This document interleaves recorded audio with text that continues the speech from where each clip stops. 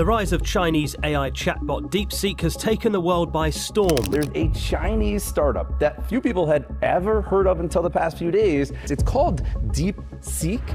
DeepSeek shaking up global tech. NVIDIA losing nearly $600 billion in market cap today alone. जैसे ही DeepSeek announce हुआ तो next day $1 trillion की आपने देखा हुआ मार्केट क्रैश कर गई बिकॉज ऑफ द के एनवीडिया के ऊपर स्पेसिफिकली एनवीडिया या हार्डवेयर बेस्ड कंपनीज के ऊपर ज़्यादा इफेक्ट पड़ा. OpenAI जो है वो बिलियंस ऑफ डॉलर जो है स्पेंड कर रही थी to make chat GPT, right. And DeepSeek ने ऑलमोस्ट लाइक $6 मिलियन जो है इन्वेस्ट किए हैं and they just establish this model. लोगों की जो एक थिंकिंग है ना कि हम AI की वजह से रिप्लेस हो रहे हैं, AI हमें रिप्लेस कर रहा है. दैट्स नॉट द थिंग कि एम्प्लॉयज़ को AI रिप्लेस कर रहा है. इट्स लाइक कि कंपनी से फोकस AI हो गया है.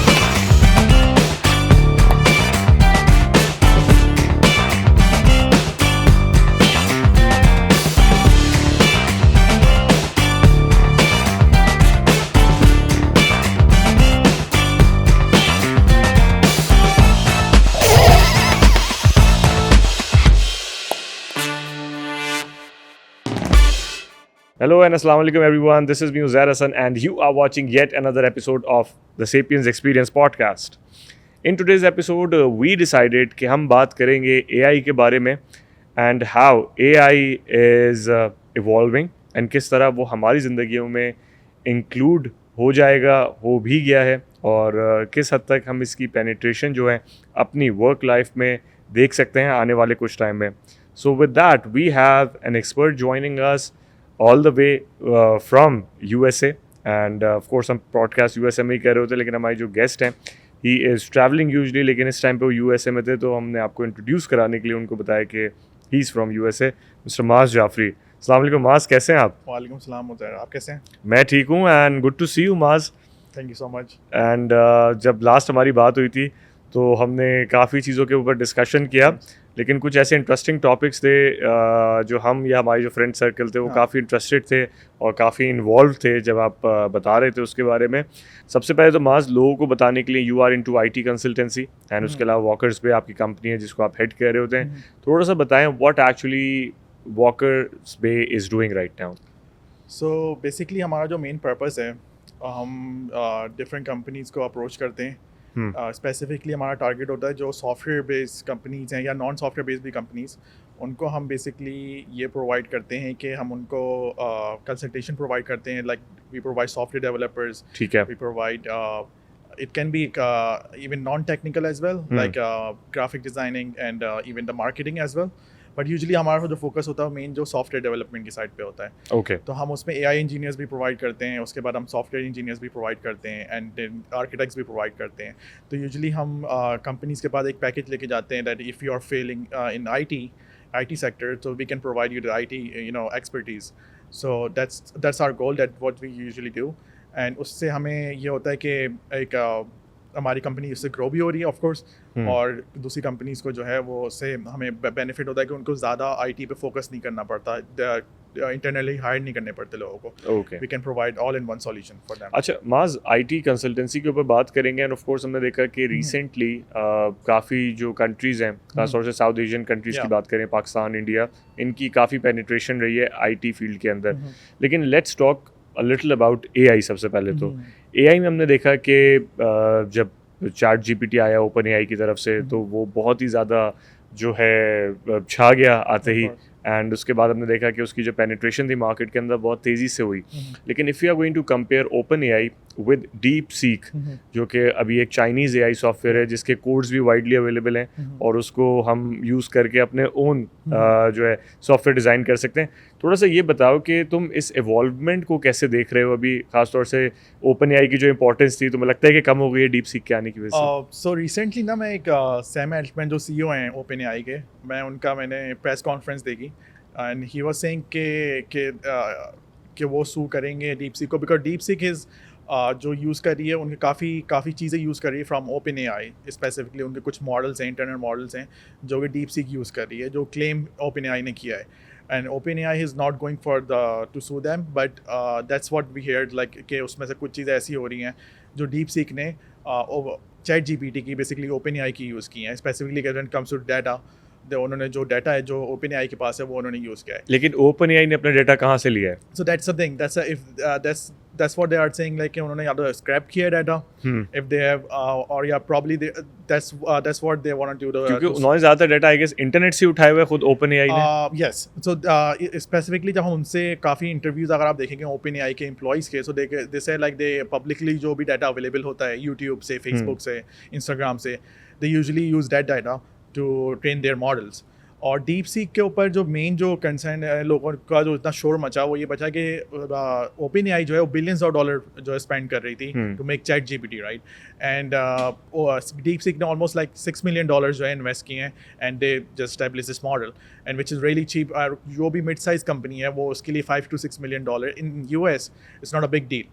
तो वो एक काफ़ी टर्निंग पॉइंट था. एंड उसके OpenAI जब से आया था तो OpenAI और जितने भी और भी डिफरेंट जो लार्ज लैंग्वेज मॉडल्स होते हैं बेसिकली LLM जो मॉडल्स के ऊपर जिसके बेस के ऊपर सारे ये ChatGPT एंड फेसबुक ने भी अपने मॉडल्स निकाले and different companies are doing it. Gemini उसका गूगल का जैसे है तो उनके पास इवन लामा हो गया या मेटा का हो गया. Exactly these type of. और उसके बाद अब एलॉन मस्क भी अभी अपना उसके ऊपर काम कर रहे हैं LLM के ऊपर.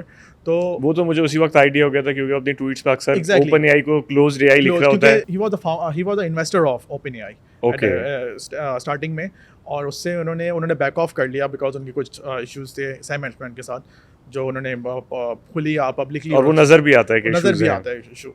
तो जो मेन जो चीज़ है लोगों ने ये बोला था कि आफ्टर OpenAI सब सारे जो मेन जो कंस्ट्रेंट था वो था GPUs, द हार्डवेयर जो चाहिए होता है मॉडल को ट्रेन करने के लिए.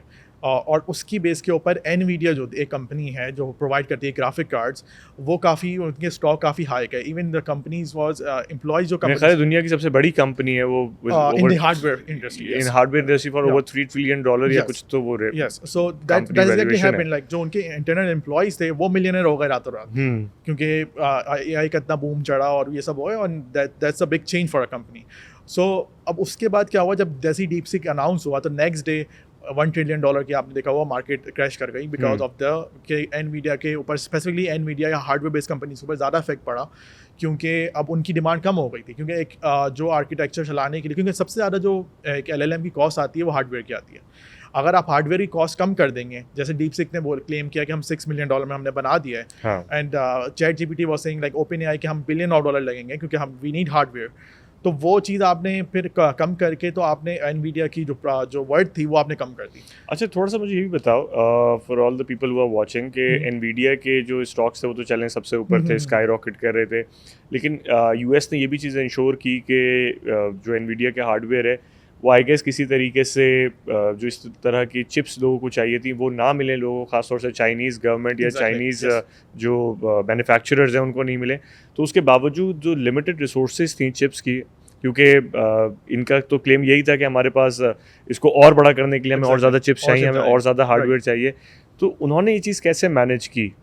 चलें इंडिया से तो एक्सपेक्ट करते हैं कि वो जी बहुत ही चीप लेबर है तो ये चीज़ एक्सपेक्टेड थी. तो हम बेसिकली बहुत सारी चीज़ें ऐसी हैं जो China also make their own hardware, right. तो चाइना के पास अपनी भी कंपनीज हैं जो कि हार्डवेयर बना सकती हैं, चिप्स बना सकती हैं. That's the one thing that they are उनके पास एक फेवर है.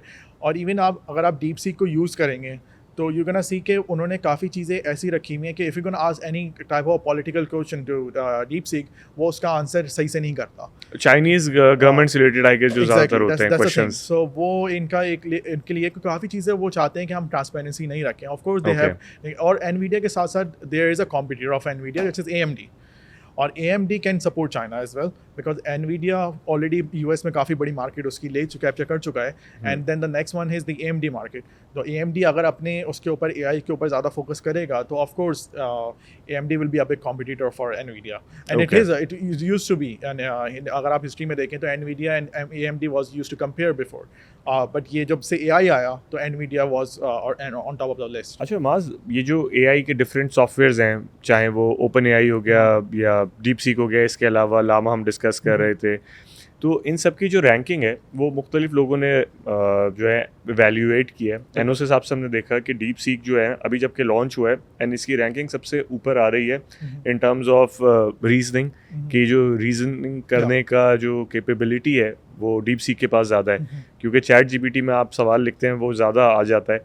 तो अगर हम टेक्निकल एस्पेक्ट से जाएं तो अभी जैसे जैसे लोग डाउनलोड कर रहे हैं ये और तेज़ी से डाउनलोड हो रही है ये जो ऐप है डीप सीक की, तो इनके सर्वर्स तुम्हें लगता है कि स्लो डाउन कर जाएंगे एंड इनके पास इतने कम बजट में ये मैनेज कर सकते हैं इसी इतने बड़े ऑपरेशन को रन करना, नोइंग द फैक्ट कि इतनी बड़ी डाउनलोड्स हो चुकी हैं ऑलरेडी? इट्स नॉट पॉसिबल, क्योंकि अगर आप जैसे ग्रो करेंगे कंपनी, यूजर्स बढ़ेंगे, they need to increase the budget as well. Of course वो जो चाहिए होगा, आपको डाटा सेंटर चाहिए प्रॉपर जहाँ पे आप डाटा स्टोर कर सकें।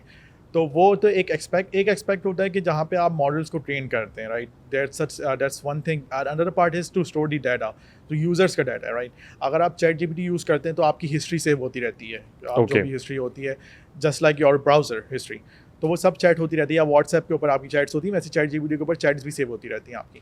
अगर डीप सीक के ऊपर भी इस तरीके का ही है, तो ऑफकोर्स जब यूजर्स बढ़ेंगे तो लोग चैट ज़्यादा करेंगे, they have to save their data somewhere, right. और वो data use and that data अगर आपके पास जो कोई चैट, हम दोनों अगर चैट कर रहे हैं, I mean it's not possible in chat GPT, but chat GPT के ऊपर अगर आप चैट करते हैं और आप लाइक लेट्स सपोज 2 हफ्ते बाद उसी चैट को ओपन करते हैं और वहाँ से कन्वर्सेशन स्टार्ट करते हैं, तो वो वहीं से ही आपको आंसर देना शुरू कर देता है कि व्हाट दे, वो पूरी अपनी चैट पढ़ के और उसको आंसर देता है। अच्छा, आपको शुरू से शुरू नहीं करता वो, that's the thing and exactly that's happened. But उसके लिए आपको कॉस्ट बेयर करनी है, ऑफ कोर्स कंपनी को करनी है। ऐसा नहीं हो सकता कंपनी कॉस्ट बेयर ना करे उसकी, क्योंकि डाटा सेंटर्स बनाएंगे एंड डाटा विल इंक्रीज।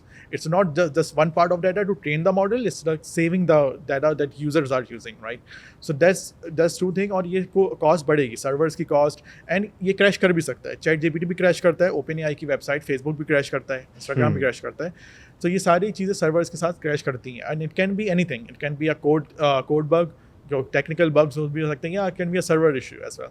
तो वो तो इश्यूज आ सकते हैं, वो that's really common in IT industry. तो अच्छा, जनवरी के एंड में जब मैंने डीप सीक डाउनलोड किया था तो हम देख रहे थे, हम इसलिए कह रहे हो क्योंकि मेरी तरह और भी यूजर्स थे जो एक चीज़ देख रहे थे कि उसके अंदर जो रीजनिंग का एलिमेंट है जो अभी हम डिस्कस कर रहे थे वो बहुत ज़्यादा है, कि आप जब भी कोई क्वेश्चन करते हैं तो वो थोड़ा टाइम लेता है एंड प्रोसेस करता है, एंड बाकायदा आप देखते भी हैं कि उसमें जो है ना काफ़ी ऑप्शंस वो खुद ही आइडेंटिफाई कर रहा होता है आपको देने से पहले कि ये दूँ वो दूँ या इस तरह इस क्वेश्चन का आंसर करूँ।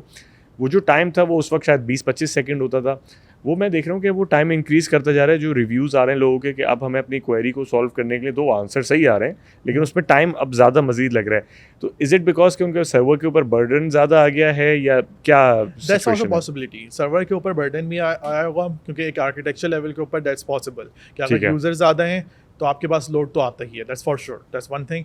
अनदर थिंग इज़ कि आपके पास मॉडल प्रोसेसिंग के ऊपर भी टाइम लगता है, ऑफ कोर्स, लाइक हमें नहीं पता उनका आर्किटेक्चर किस तरीके का है, बट ये दैट्स ऑल्सो पॉसिबल। अगर वो कोई लार्ज लैंग्वेज मॉडल के ऊपर काम कर रहे हैं, क्योंकि लार्ज लैंग्वेज मॉडल के ऊपर जो मेन चीज़ मैटर करती है वो पैरामीटर्स भी होते हैं, कि आप कितने पैरामीटर्स आप यूटिलाइज करेंगे मॉडल के लिए, it's like more technical stuff of the model.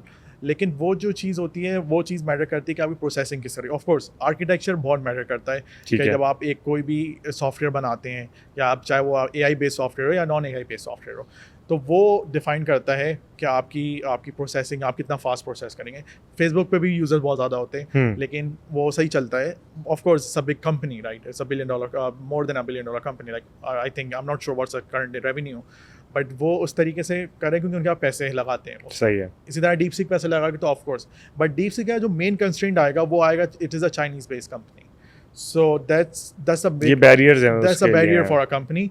और लोगों का ट्रस्ट बिल्डअप करना, दैट्स अनदर थिंग। क्योंकि companies like US based companies, right, अगर आप बात करें गूगल, और वैसे भी already they are competitor of DeepSeek and OpenAI. लेकिन आप जैसे और भी कोई बात करें जो ऑलरेडी एलएलएम्स के ऊपर काम नहीं कर रहे, सिस्को है, या we have Verizon, these kind of companies जो कि वायरलेस नेटवर्किंग के ऊपर काम करती हैं, उनका ट्रस्ट बहुत कम होगा डीप सीक के ऊपर। लाइक दे विल प्रेफर कि वो ओपन एआई के ऊपर जाएं। और हमने हिस्ट्री भी ये देखी है कि कंपनीज जो हैं वो चाहती हैं कि हम यूएस बेस्ड चीज़ों को ही यूज़ करें, जब वो स्पेसिफिकली जब बात आती है सिक्योरिटी के ऊपर। जैसे सिस्को है या फिर आपकी वेराइजन है, दीज कंपनीज जो होती हैं वो यूएस की ही कंपनीज को फोकस करती हैं। उनका फोकस नहीं होता कि हम कोई बाहर से कोई चिप्स को लाएं या कुछ करें, that's a problem for them. Okay, अच्छा माज, इजी लैंग्वेज में थोड़ा सा अगर बताना चाहो कि जो सॉफ्टवेयर डेवलपर्स हैं इनके लिए कितना बड़ा एडवांटेज है नोइंग द फैक्ट कि डीप सीक के जो कोड्स हैं वो वाइडली अवेलेबल हैं, उसके अंदर चेंजेस करके वो मज़ीद कोई चीज़ डेवलप कर सकते हैं जो ओपन एआई में चीज़ नहीं थी और डीप सीक में थी, जिसकी वजह से सॉफ्टवेयर डेवलपर्स को फ़ायदा होगा? जो मेन जो फ़ायदा है ना डीप सीक का, वो है कि वो ओपन सोर्स है, राइट। तो ओपन सोर्स का फ़ायदा ये जो डेवलपर्स हैं, सॉफ्टवेयर डेवलपर्स हैं, चाहे वो ऑलरेडी काम कर रहे हो या जिनको ये है कि उनको कोई स्टार्टअप करना है अपना, यूजुअली मैंने देखा है कि अब जब से ओपन एआई आया है तो बहुत सारे एआई बेस्ड स्टार्टअप्स आने लगे हैं जो कि क्या करते हैं कि एक रैपर बनाते हैं, ओपन एआई की एपीआई लेते हैं और उसके ऊपर वो कोई भी ऐसा आइडिया, दैट सपोज अभी रिसेंटली मैं एक कंपनी से बात कर रहा था, उनका मैं नाम तो नहीं लूँगा लेकिन उनका बेसिकली ये था मॉडल कि वो जो भी फॉर्म्स होते हैं उसको वो अपलोड करें और उससे वो इन्फॉर्मेशन रिट्रीव करें। It's a basic thing, but वो उन्होंने ओपन एआई का रैपर यूज़ करके, एपीआई यूज़ करके उसको एक प्रोडक्ट बेसिकली बनाया था जिसको उन्होंने मार्केट करना चाह रहे थे वो। सो इस तरीके की चीज़ें बहुत सारी होती हैं, हो रही हैं। और डीप सीक से फ़ायदा ये हुआ है कि deep seek is open source, तो ओपन सोर्स से ये हो रहा है कि डेवलपर्स उसको कस्टमाइज़ कर सकते हैं as much as they want to do. तो दैट्स अ वन थिंग, और वो काफ़ी बेनिफिशियल हो सकता है डेवलपर्स के लिए स्पेसिफिकली, और काफ़ी इजी टू यूज़ भी हो सकता है। क्योंकि डीप सीक का जो मुझे पर्सपेक्टिव समझ आया, वो चाहते हैं कि हम इसको ओपन एआई जो चलता है उसको, it's not a big deal कि ओपन एआई को यूज़ करना, it's not a big deal. Open AI में जो मेन चीज़ होती है वो आप अपना एपीआई से कनेक्ट होते हो, तो एपीआई मीन्स कि आप उनके सर्वर के ऊपर जाके कनेक्ट हो रहे हो, तो देन अगेन सिक्योरिटी का इशू आ रहा है आपके पास। ठीक है, आप भले it's an US based company, लेकिन अगर मैं कोई कंपनी हूँ और मैं नहीं चाहता कि मेरी कंपनी की इन्फॉर्मेशन इंटरनेट के ऊपर जाए, लेकिन वो जा रही है क्योंकि आप दूसरे के किसी कंपनी के सर्वर के ऊपर आप डाटा भेज रहे हो अपना, तो डीप सीक के ऊपर अगर आपके पास और कोई एलएलएम है, जो यूजुअली कंपनीज करना चाहती हैं कि वो चाहती हैं कि वो अपने ही ऑन प्रेमिसेस के ऊपर, वो अपने ही सर्वर्स के ऊपर डिप्लॉय कर सकें इन मॉडल्स के ऊपर, और उसके फिर ताकि उनका डाटा जो है उनके नेटवर्क से बाहर ना जाए। सही है। तो दैट्स अ बेनिफिट कि जो डीप सीक से जो लोग ज़्यादा उठा सकते हैं। अच्छा देखो, जैसे ओपन एआई ये तो अपने रेवेन्यू जनरेट कर सकता है सब्सक्रिप्शन बेस्ड मॉडल से, कि इनके ऑलरेडी अभी शायद $200 या कुछ इस तरह की सब्सक्रिप्शन है। अब जो डीप सीक है वो पैसे भी नहीं ले रहा, सो दैट मीन्स के प्रॉफिट मेकिंग तो इसका एक मेन सोर्स या एजेंडा नहीं है। तो उसके अलावा तुम्हें क्या लगता है, जब कोई ऐसी कंपनी आती है, कोई फिलैंथ्रोपिक काम कर रही है जिसकी वजह से ये करना चाह रहे हैं? ओपन एआई भी शुरू में जब उसने किया था तो उसने भी फ्री रखा था, एंड उनका पर्पस जो था ना, आई एम नॉट श्योर अभी भी वो पर्पस उन्होंने शो किया हुआ है वेबसाइट के ऊपर, तो उनका यही था, जो गोल था कि वो नॉन प्रॉफिटेबल चलेंगे, and that was one of the reason Elon Musk चाहते थे कि उस कंपनी में कंटिन्यू करें।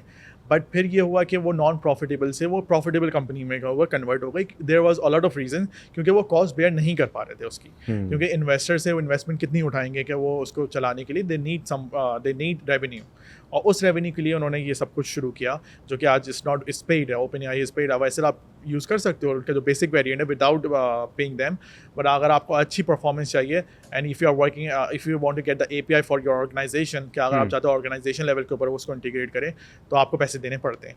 डीप सीक जो पैसे अभी शुरू में पैसे नहीं कमा रही, लेकिन इवेंचुअली उनको कोई ना कोई ऐसा मॉडल अप्लाई करना ही पड़ेगा, चाहे वो इंडिविजुअल यूजर्स के पास जाएँ, चाहे वो ऑर्गेनाइजेशन लेवल के ऊपर जाए। दैट्स उनकी अपनी जो चॉइस होगी, इंटरप्राइज लेवल के ऊपर वो करना चाहें, लेकिन they eventually they have to do it अगर वो चाहते हैं, क्योंकि जो मेन रेवेन्यू जो जनरेट होता है इंटरनेट के ऊपर वो एड से होता है, राइट। एंड फिर या तो फिर आपके पास इंटरप्राइज ऑर्गेनाइजेशन लेवल के ऊपर आप जो है जब उसको बिजनेस पार्टनरशिप करते हो, जब आपके पास जनरेट होता है, तो अगर आपके पास ये दोनों चीज़ें, इसमें दोनों में से मॉडल को एक तो उनको अप्लाई करना ही पड़ेगा। एड्स के ऊपर आई डोंट थिंक सो वो जाएंगे, और the second revenue is the enterprise level या फिर कस्टमर लेवल के ऊपर वो पैसे चार्ज करें, तो ऑफ कोर्स वो उसके ऊपर, और इनका प्लान तो होगा लाजमी उसके ऊपर जाने का, otherwise there is no use. Interesting.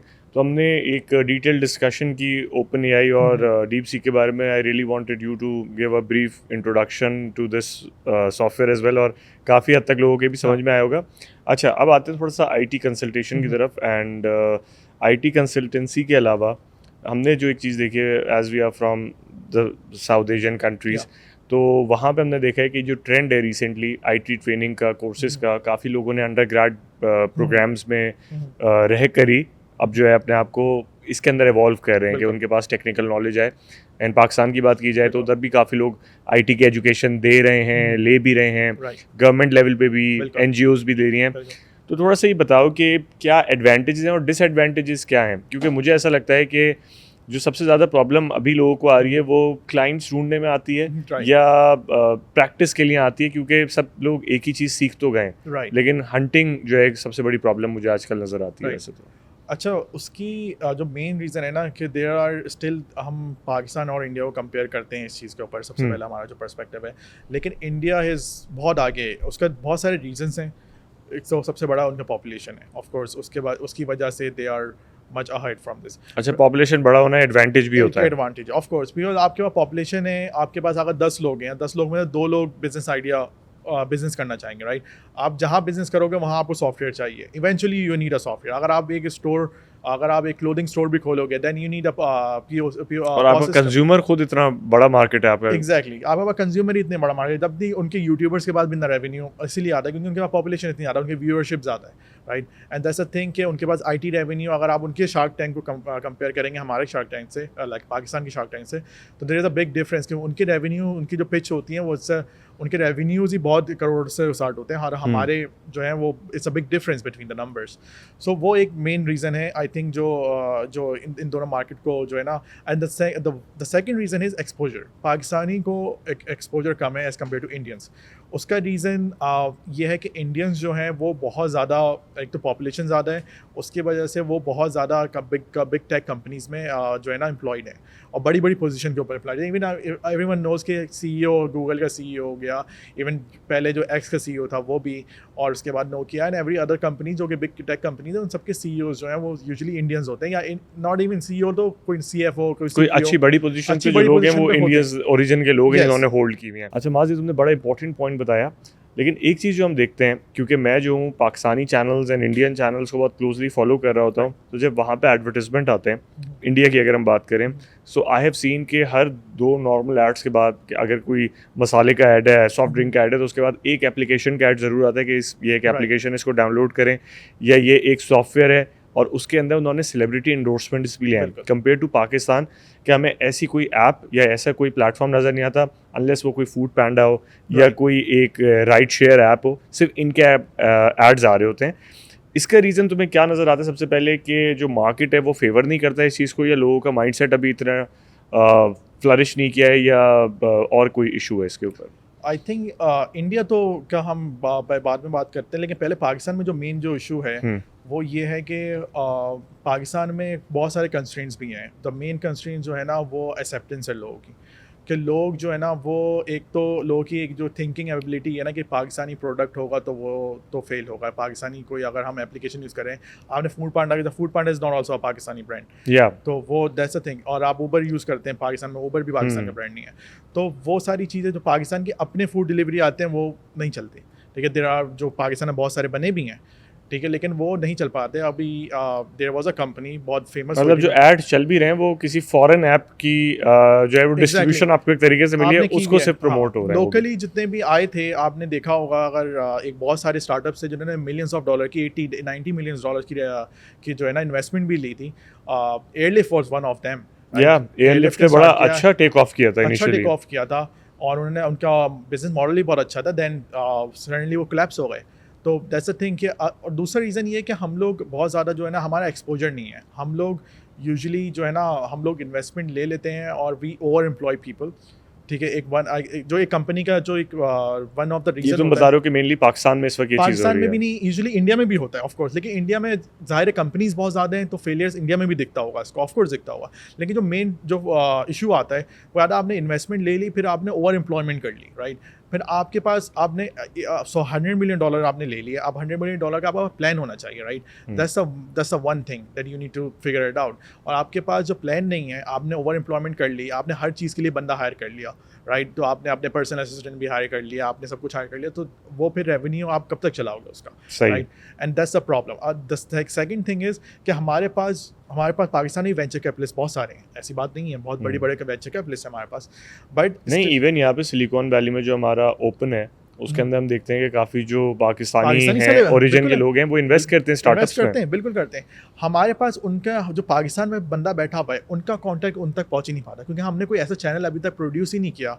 NED के अंदर एक वाज इंक्यूबेशन सेंटर, कुछ इंक्यूबेशन सेंटर और भी बने हुए हैं हमारे पास पाकिस्तान में, लेकिन वो भी उस तरीके के इन्वेस्टर्स को नहीं ला पा रहे जो कि ज़रूरी है इस स्टार्टअप को सपोर्ट करने के लिए। एग्जैक्टली। जब अगर आप वहाँ पे भी जाएंगे तो it's not the big tech के जो VC होते हैं, टेक VC होते हैं, वो आपके पास नहीं बैठे वहाँ पे भी। अच्छा, तुम सही भी कह रहे हो। देखो कि यहाँ के जो लोग हैं, अगर बात करें हम टेक्सास की खास तौर से, तो यहाँ पे real estate owned business owners हैं या रिटेल ओन्ड बिजनेस ओनर्स हैं, तो वो एक सर्टेन रेवेन्यू उनके जहन में होता है। अगर स्टार्टअप की, तुम्हें खुद पता है कि कॉस्ट क्या होती है, कि उनके इनिशियल बजट्स ही कोई 100 मिलियन 90 मिलियन को रेज करने होते हैं।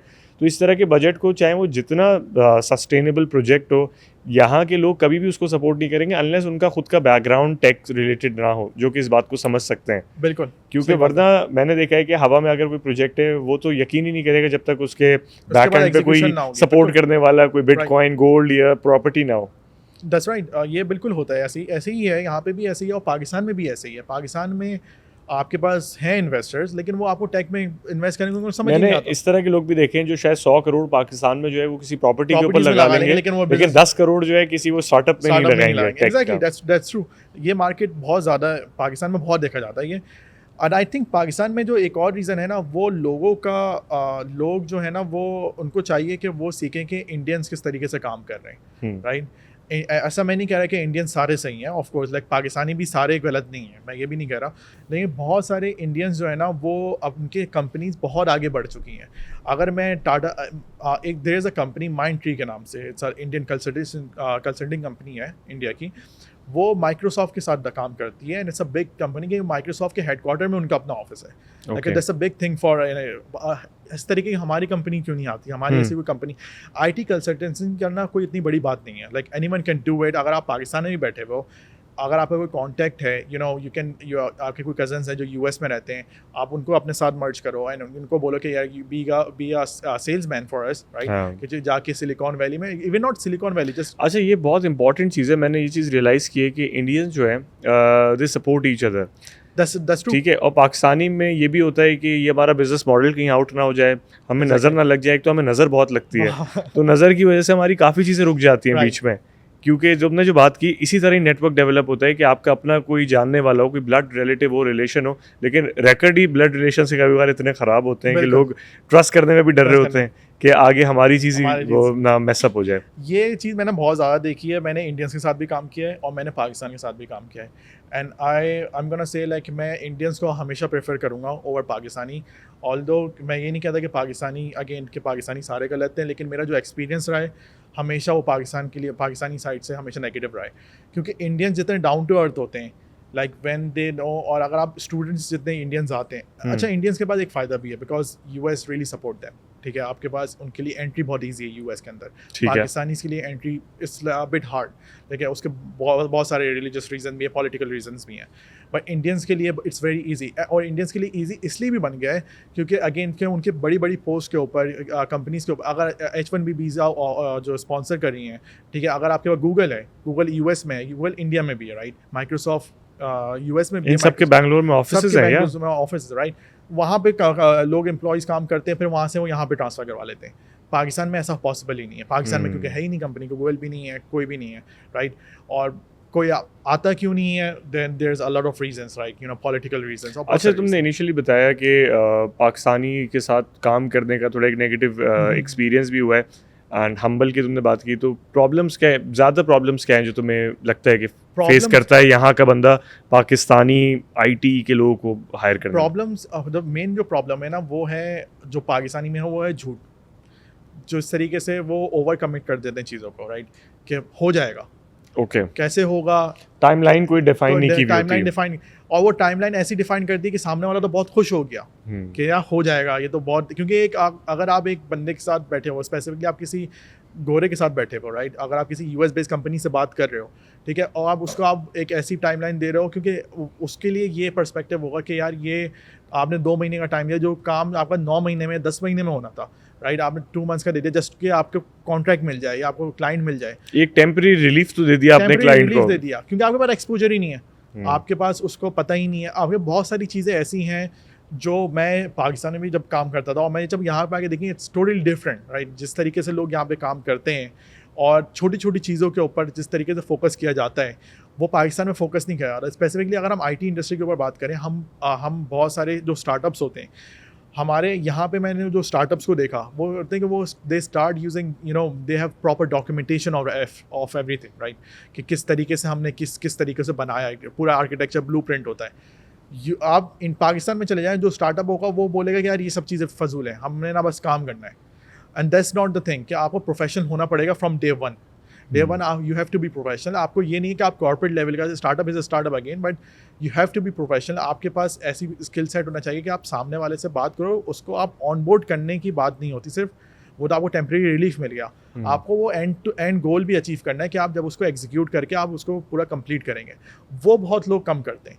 वी हैव प्लेटफॉर्म्स, अपवर्क है जो कि एक बड़ा प्लेटफॉर्म है हमारे पास, जो कि फ्रीलांसिंग है, उसके ऊपर कंसल्टेंसी जो IT की बहुत सारी जो है स्टार्टअप्स भी हैं, और इवन दो US की बहुत सारी बड़ी बड़ी कंपनीज वहाँ पे आके अपनी जॉब पोस्ट करती हैं, प्रोजेक्ट्स पोस्ट करती हैं पाकिस्तानी, और बहुत I am not sure, I don't remember उस एक जो हमारे पाकिस्तानी एक लड़की हैं वो गूगल में हायर हुई थी यूजिंग द अपवर्क। तो अच्छा, थ्रू अपवर्क ओके, तो दैट्स द थिंकिंग, ऐसे हैं। अच्छा माज, एक जो इम्पोर्टेंट पॉइंट हमें अक्सर देखने को मिलता है कि मेरी खुद की एक डिजिटल फर्म है, तो जो लोग हमारे पास आ रहे होते हैं तो वो कह रहे होते हैं कि हमें एक सर्टेन टास्क जब हम पहले कर रहे थे तो अपवर्क हमारे लिए बिल्कुल नहीं है, पाकिस्तानियों के लिए नहीं है, या वहाँ पे कुछ भी आप डालते हैं, कोई पोजीशन आती है, एक पोस्ट पे 100 लोग आ जाते हैं लड़ने के लिए। इस चीज़ को टैकल किस तरह किया जाए, जो लोग देख रहे हैं उनके लिए क्या बताओगे? तो यूजुअली देयर इज़ इसमें से एक चीज़ जो सबसे सही बात जो है वो है कि अपवर्क में डिफरेंस है। अगर आप अपवर्क की आपकी प्रोफाइल या US की होती है और आपकी अपवर्क की प्रोफाइल पाकिस्तान की होती है तो उसमें डिफरेंस आता है, ऑफ कोर्स आता है। यहाँ पे आपके पास फ़िल्टर ज़्यादा आते हैं। यहाँ पे अगर आप US में आप इनरोल होता है तो you can see the US only filter, जो कि आपके पाकिस्तान में आपको नहीं मिलेगा, क्योंकि आपकी अगर पाकिस्तान की प्रोफाइल है। और जो क्लाइंट होता है, क्लाइंट की थिंकिंग ये होती है कि वो US में ही कोई बंदा हायर सके, अनटिल एंड अनलेस कोई ऐसा क्लाइंट है जो कि इट्स वेरी इनिशियली उसको नया बिजनेस स्टार्ट करना है, उसको बहुत रिस्क नहीं लेना चाहता, तो वो यूजुअली पाकिस्तान से हायर करता है। अब इंडियंस में जो है ना, इंडिया में इंडियंस भी अपवर्क यूज़ करते हैं, राइट? इंडिया में भी अपवर्क है। अपवर्क के साथ साथ एक जो चीज़ जो मैटर करती है ना, वो करती है cold calls, right? Cold emails, आप कोल्ड कॉल करना। अब आप चाहे लिंक्डइन के थ्रू करो, चाहे आप उसको कंपनी को डायरेक्ट उनके फ़ोन कॉल के ऊपर रीच करो, कोई वेबसाइट बनी हुई किसके करो, ये चीज़ बहुत ज़्यादा मैटर करती है आपके लिए। अगर आप एक स्टार्टअप चला रहे हो, आप यूजुअली लोग थक जाते हैं, यूजुअली लोग मायूस हो जाते हैं कि यार हमने 10 प्रपोजल भेजे, 20 प्रपोजल भेजे, 30 भेजे, हमें कोई रिप्लाई नहीं आया, राइट? और को कंसिस्टेंसी बहुत ज़्यादा मैटर करती है। पाकिस्तानी को ना कंसिस्टेंसी दिखानी पड़ेगी, जो इंडियंस में बहुत ज़्यादा है। इंडियंस डाउन टू अर्थ रहते हैं एंड दे कीप ट्राइंग, क्योंकि उनको पता है कि दे नो द गोल, कि वो उन्होंने अपने आसपास लोग देखे हुए हैं जो बहुत ज़्यादा सक्सेसफुल है, राइट? That's the thing. और आप जो उन लोगों में बैठते हैं तो आपको पता लगता है कि you can also achieve. Pakistan का सबसे बड़ा प्रॉब्लम है, पाकिस्तानी जो स्टूडेंट होता है वो अपनी यूनिवर्सिटी के बाहर लोगों को नहीं देख पाता, ठीक है? वो अपने सीनियर्स को देखेगा और देखेगा कि वो सीनियर्स भी जॉब कर रहे हैं, उनकी जॉब में ही सेट हुआ, अच्छी जॉब में सेट हुआ। और जो बहुत ज़्यादा सक्सेसफुल है इसके अंदर वो बताते नहीं है कि वो सक्सेसफुल है, exactly. तो उनको कोई आइडियलाइज ही नहीं करता, ही नहीं करता, क्योंकि वो अगेन एक नज़र का रीज़न आता है। उसके बाद बहुत सारे लोग, पाकिस्तान में एक एटीट्यूड प्रॉब्लम भी है। पाकिस्तानी जो मैंने देखा है कि वो इंडियन जो होगा वो एक रूम में बहुत सारे स्टूडेंट्स रह रहे होंगे, पाकिस्तानी एक पाकिस्तानी को बर्दाश्त नहीं करेगा अपने साथ। दैट्स अनदर रीज़न, ठीक है? ये चीज़ हमें थोड़ी कम करनी पड़ेगी अपने अंदर। नहीं, एब्सोल्युटली ग्रोथ फैक्टर ये इससे बड़ा मैटर करता है। And I was listening to this Satya Nadella's interview as well. इस तरह के जितने भी लोग हैं जो टेक स्टार्टअप्स में, उनकी बहुत हम्बल बिगनिंग्स हैं। एग्जैक्टली। एंड अभी भी इवन दो के उनके जो नेटवर्थ है वो बिलियंस में कुछ लोग ही पहुंच चुके हैं। And look at the way they talk, वो आपको कहीं से भी ऐसा फील नहीं आएगा। यहाँ पे एक हमने चीज़ देखी है कि जिस किसी के पास ओवर $1 मिलियन या कुछ आता है तो फौरन ही आपको पता चल जाएगा कि इसके पास अभी पैसे आ चुके हैं। इंडियंस के लोग बहुत जो टेक में होते हैं बहुत डाउन टू अर्थ होते हैं, and still they keep trying.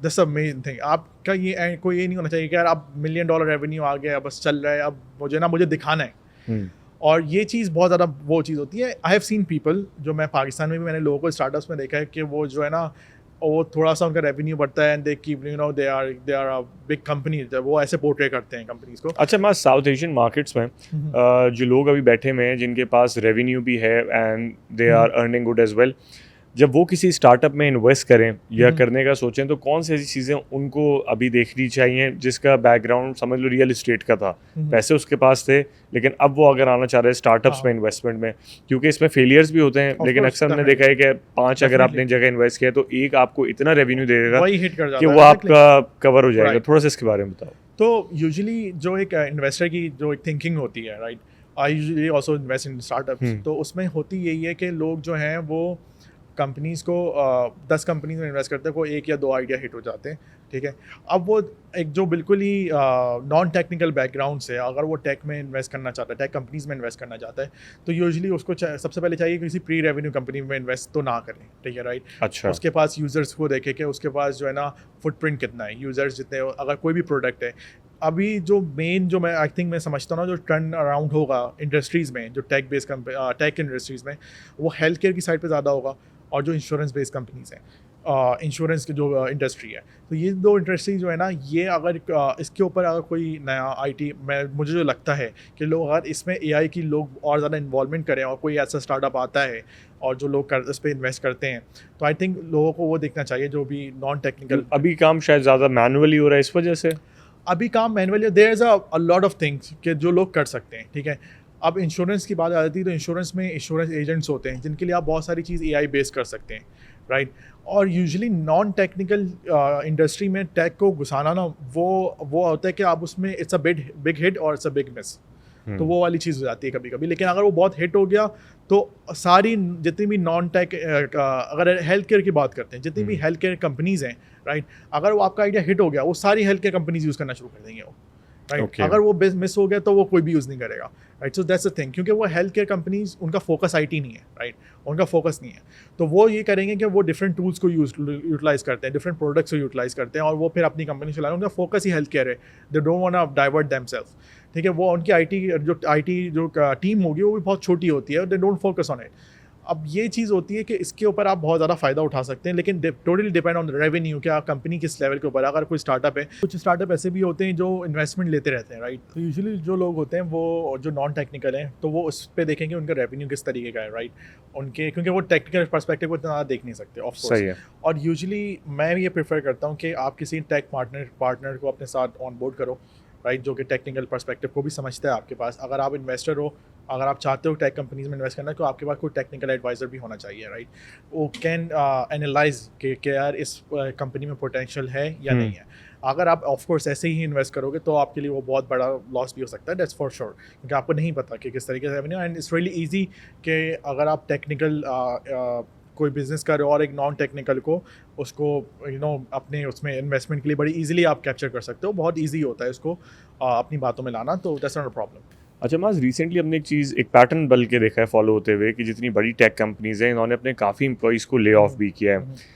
तो इसका रीज़न भी पहले तो बताओ, क्योंकि हमने देखा है कि आईटी तो हमारे पास अब जो इसकी इंटीग्रेशन है हमारे नॉर्मल लाइफ में वो बढ़ती जा रही है, लेकिन स्टिल ये जो है इतनी बड़ी कंपनीज, जबकि आई डोंट थिंक सो कि इनको फ़र्क पड़ता होगा। वो तुम बताओ कि पड़ता भी है कि अगर ये ले ऑफ करते हैं, क्योंकि इनके जो रेवेन्यू जनरेशन मॉडल्स हैं वो तो काफ़ी ह्यूज हैं, और जब एक नॉर्मल कंपनी अपने एम्प्लॉइज़ को नहीं निकालती तो इतनी बड़ी कंपनीज क्यों निकाल रही हैं अपने एम्प्लॉइज़ को? तो यूजुअली अभी जो मेन जो पैटर्न आया था, एक जो कोविड के ड्यूरिंग कोविड, स्पेशली हम कोविड की बात करें, तो कोविड में सोशल मीडिया का यूटिलाइज बहुत ज़्यादा हो गया था, लाइक जितने भी टिकटॉक है, फेसबुक है, तो जितनी भी सोशल मीडिया कंपनीज थी और उनके से रिलेटेड कंपनीज, स्पेसिफिकली आप अमेजॉन है, अमेजॉन का भी बहुत ज़्यादा रेवेन्यू, अगर सब ऑनलाइन डिलीवरी हो रही है सब कुछ, राइट, जिस तरह फेसबुक का भी, इंस्टाग्राम पे भी, तो इन्होंने ओवर एम्प्लॉयमेंट की। इन्होंने ओवर एम्प्लॉयमेंट की क्योंकि इनको लोगों की ज़रूरत थी, तो इन्होंने ओवर एम्प्लॉयमेंट की। इन्होंने कोविड से रिलेटेड बहुत सारे इनिशिएटिव निकाले और उसके ऊपर इन्होंने हायर की। जब वो एक बैक टू नॉर्मल वाली चीज़ आई तो बहुत सारे लोग ले ऑफ हुए, राइट। एंड आई थिंक वो इनको ये लग रहा था कि रेवेन्यू सेम रहेगा, क्योंकि रेवेन्यू जितना ग्रो किया था कोविड में, स्पेसिफिकली जो कि सोशल मीडिया प्लेटफॉर्म्स हैं इनका, वो उसके कोविड के आफ्टर 2 years वो काफ़ी, मतलब वो स्टेबल होता हुआ वापस नीचे जाता हुआ दिखा, ठीक है। और उसके बाद यह आपको अर्निंग कॉल्स में भी दिखा होगा, डिफरेंट फेसबुक की, इंस्टाग्राम की, हर किसी के। अब जो मेन जो रीज़न हुआ उसके बाद ये हुआ कि एआई आ गया, ChatGPT, OpenAI आ गया। अब कंपनी जो है ना वो एआई रेस के ऊपर लग गई, राइट। अब हो ये रहा है कि अब एआई की लोगों की जो एक थिंकिंग है ना कि हम एआई की वजह से रिप्लेस हो रहे हैं, एआई हमें रिप्लेस कर रहा है, दैट्स नॉट द थिंग कि एम्प्लॉयज़ को एआई रिप्लेस कर रहा है। इट्स लाइक कि कंपनी से फोकस एआई हो गया है, कि वो चाहते हैं कि हम एआई की टीम के ऊपर ज़्यादा इन्वेस्ट करें पैसे। तो वो बोलते हैं जो डिपार्टमेंट, जो टीम जो है, जो हमारे लिए इतना फ़ायदा नहीं करती, हमें इतना प्रॉफिटेबल नहीं है, या वो चीज़ कोई और टीम ऑलरेडी कर सकती है, क्योंकि यूजुअली जो बिग टेक कंपनीज होती हैं उनके हर कंपनी के ऊपर, हर एक डिपार्टमेंट के ऊपर जो है ना, उनके अपने HR होता है, उनका अपना ही फाइनेंस के लोग होते हैं, उनके अपनी ही IT टीम होती है, राइट। सही है। सो दैट्स अ प्रॉब्लम। वो बोलते हैं कि हम जो है, चलो इसके यहाँ से हम HR ख़त्म कर दें, हम दूसरी डिपार्टमेंट से HR ले आएंगे, ठीक है, वो इनको भी संभाल लेगा, तो वहाँ पे ले ऑफ करना शुरू हो जाते हैं। ठीक, अब एग्जैक्टली वही हो रहा है, रीस्ट्रक्चरिंग बहुत ज़्यादा होती है, काफ़ी डिपार्टमेंट मर्ज हो जाते हैं आपस में, क्योंकि उनको रेवेन्यू कम करना है, रेवेन्यू कम करके उनको जो पैसा रेवेन्यू से है वो पैसा उनको एआई की टीम के ऊपर लगाना है।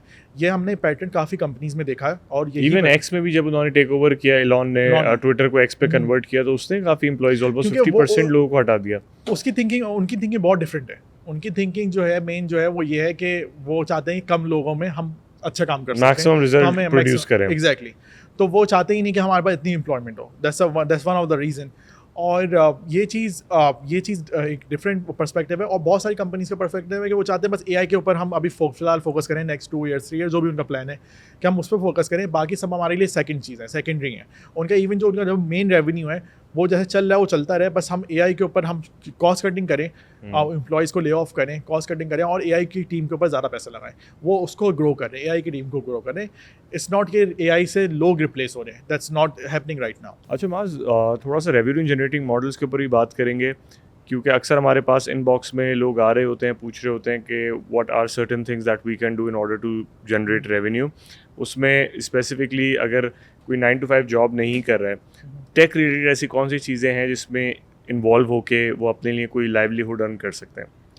अच्छा, जो पहले हम बात करते हैं कि जो स्टूडेंट है राइट, जो ए लेवल्स किया हुआ है, इंटर किया हुआ है, तो उसको क्या बात, उसको डिग्री कंप्यूटर साइंस या सॉफ्टवेयर इंजीनियरिंग में लेनी चाहिए या नहीं लेनी चाहिए, right. So I don't think so कि उसमें आपको डिग्री की ज़रूरत मेन पड़ती है। अगर आपके पास स्किल सेट अच्छा है, अगर आप हाई स्कूल के भी हो या अगर आप 7 या 8 ग्रेड के भी स्टूडेंट हो, तब भी आप अर्न कर सकते हो, आप स्किल सेट सीख सकते हो। ऐसी कोई ऐसी चीज़ नहीं है जो कि जिसके लिए आपको बैचलर्स ही करना ज़रूरी है और तभी आप उसको अर्न कर सकते हो। That's not the truth.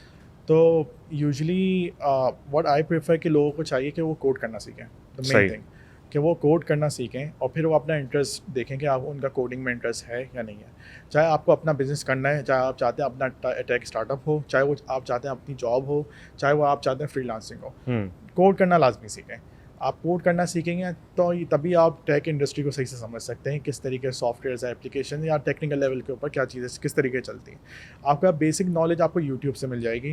There are platform Coursera, Udacity, Udemy, उसके अलावा आपके पास फ्री बूट कैम्प करके भी है क्या है, उसके तरीके से लिंक्डइन के ऊपर भी बहुत सारे कोर्सेज आपके पास मिल जाते हैं। आप वहाँ जाएँ, वहाँ पे आप रीच करें, वहाँ पे आप उससे पढ़ना सीखना शुरू करें और फिर जाके आप फ्रीलांसिंग शुरू करें। फ्रीलांसिंग के लिए there are again platform, Upwork है, फाइवर है, freelance.com है। उसके बाद कोल्ड ईमेल्स शुरू करें लिंक्डइन के ऊपर। लिंक्डइन के ऊपर लोगों को रीच आउट करना शुरू करें। लिंक्डइन के ऊपर आपके पास रीच बड़ी ईजिली आपको मिल जाती है।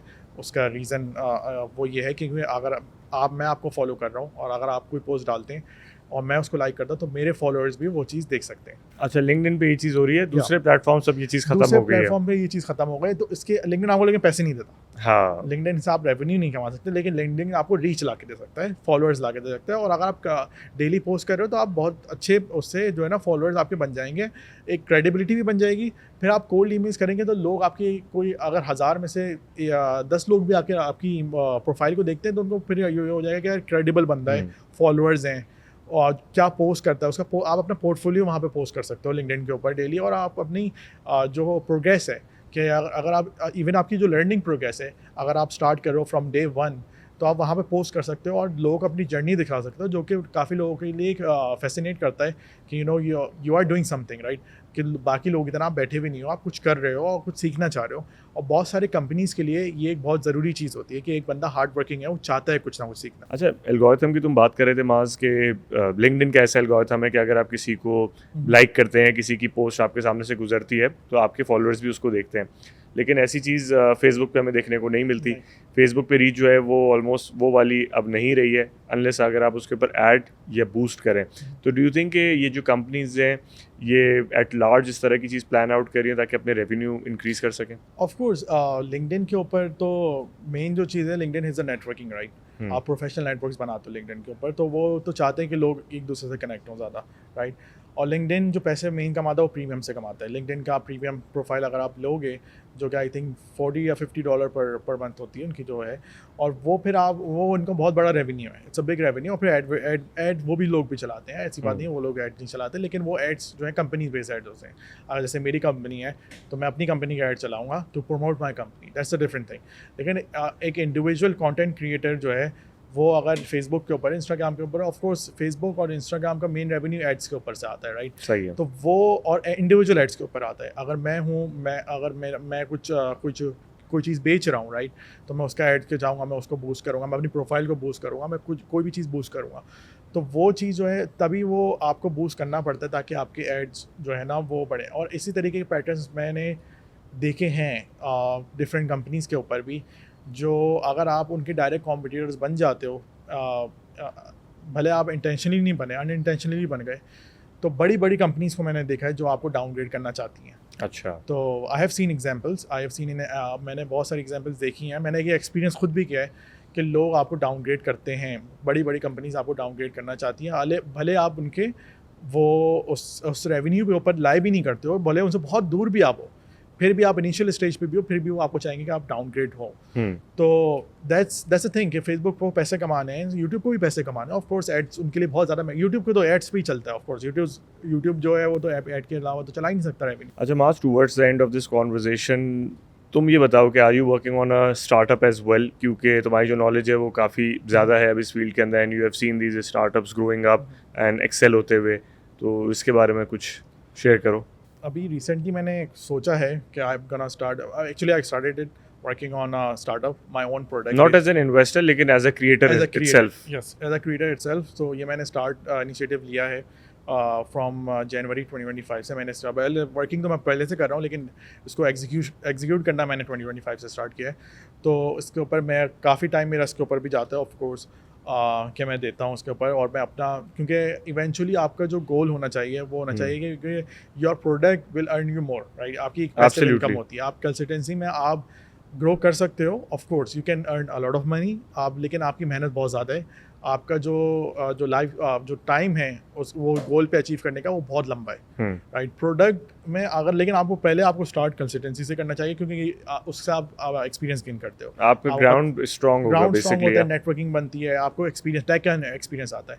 When you go to your product, फिर आप इनिशियली 2 मॉडल्स चला सकते हो। अगर आपका जो कंसल्टेंसी है वो ऑटोमेट हो चुका है, तो you can focus on your product. That's what I am trying to do right now, कि मैं अपने जो प्रोडक्ट के ऊपर है उस पर मैं फोकस कर रहा हूँ।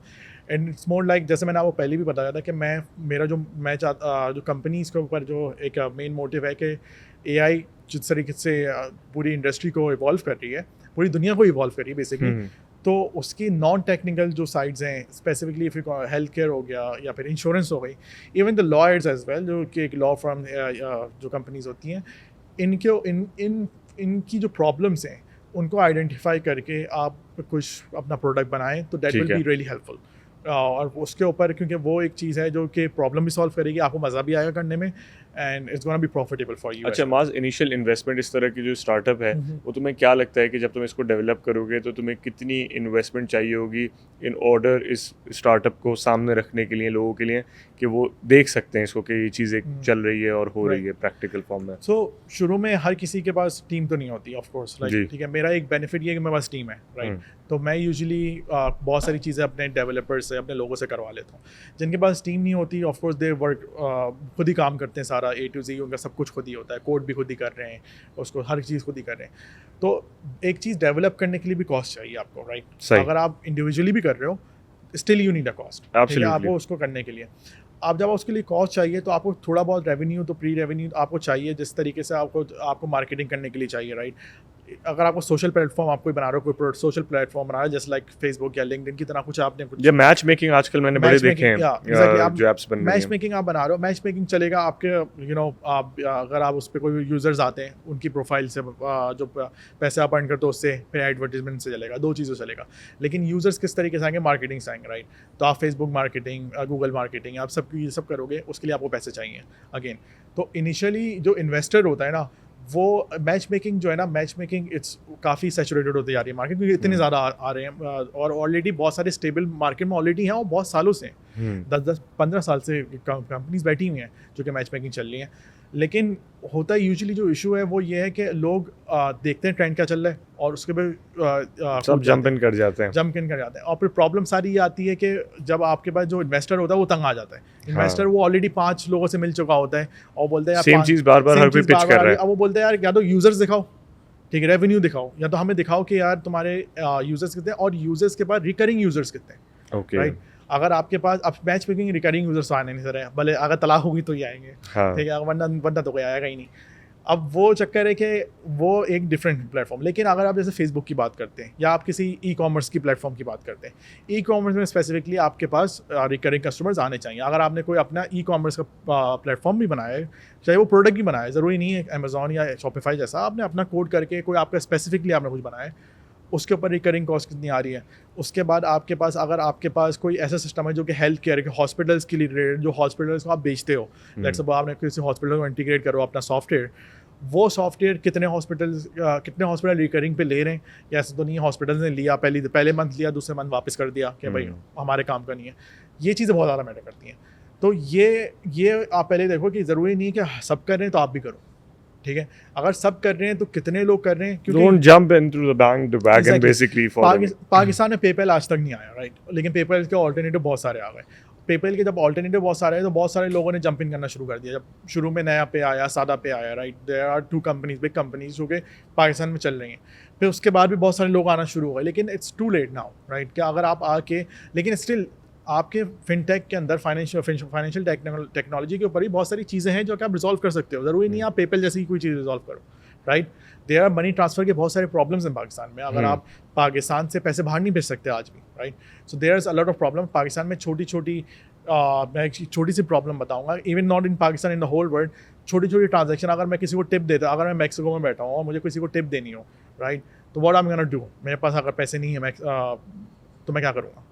तो मेरे पास कोई प्लेटफॉर्म हम बना सकते हैं, यू नो, जगह जिसमें आप $1 $2 आप टिप में दे सको, right. That's gonna be really, अगर आप अपने उससे दोगे, बैंक अकाउंट से दोगे, आप उसमें पैसे दे रहे हो, यू नो, इंटरनेशनल फीस और ये सब, राइट, दैट्स अनदर थिंग। फिर अगर आप कोई ऐसे कुछ रेमिटेंस भेज रहे हो, राइट, दैट्स उसमें भी आपको पैसे दे रहे हो, उसमें आपको रेट सही नहीं मिल रहे, राइट, कन्वर्जन रेट सही नहीं मिल रहे, that's there are a lot of thing. तो आप कर सकते हो रिजॉल्व, जो इश्यूज़ हैं बहुत सारे रिजॉल्व कर सकते हो। इट्स टोटली कि आप किस तरीके से इन्वेस्ट करना चाहते हो, लेकिन आपको ये चाहिए कि आपको शुरू में जो इन्वेस्टमेंट चाहिए होती है वो एटलीस्ट आपके पास इतनी हो कि आप शुरू में एड चला सको, ठीक है। एड्स आपको चलाने के पास होने चाहिए आपके पास 1 महीना, और अगर आप प्री रेवेन्यू होता तो आपको बहुत बड़ा कोई ऐसा रेवोल्यूशनरी आइडिया लाना पड़ता है जो कि लोग इन्वेस्टर ये बोले कि यार हाँ ये चल जाएगा। इट्स अ प्री रेवेन्यू, अब ये लॉन्च नहीं हुआ है, लेकिन ये पूरी इंडस्ट्री को या किसी स्पेसिफिक हेल्थ केयर या इंश्योरेंस या कोई भी रियल एस्टेट, इसको पूरा चेंज कर देगा। ठीक है। So that's it. With that, thank you so much, Mas, for being part of this podcast and बड़ी ज़बरदस्त conversation हुई and I really hope कि इससे जो है हमारे जो listeners हैं and viewers हैं उनको कुछ सीखने को भी मिलेगा and we are definitely going to need your services as well जब हमें इसके ऊपर मज़ीद डिटेल्स चाहिए होंगी। And with that, this is me, Uzair Hassan, signing off from this episode of the Sapiens Experience podcast. I'll see you in another episode. Till then, take care.